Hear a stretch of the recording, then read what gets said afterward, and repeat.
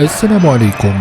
نشرت وكالة الأناضول التركية اللحظات المروعة الأولى التي ضرب فيها الزلزال ولاية هاتاي التركية مساء الاثنين، وأظهر الفيديو هلع السكان أثناء ضرب الزلزال الذي وثقته كاميرا في الشارع. أظهرت اهتزاز سيارة كبيرة بشكل قوي وكذلك اهتزاز عمود الإنارة.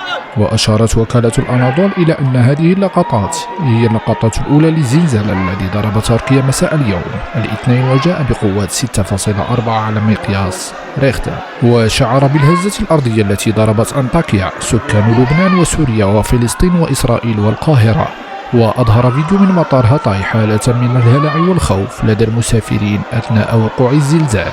إلى اللقاء في خبر آخر، لا تنسوا دعمنا بالاشتراك في القناة ولايك للفيديو. إلى اللقاء.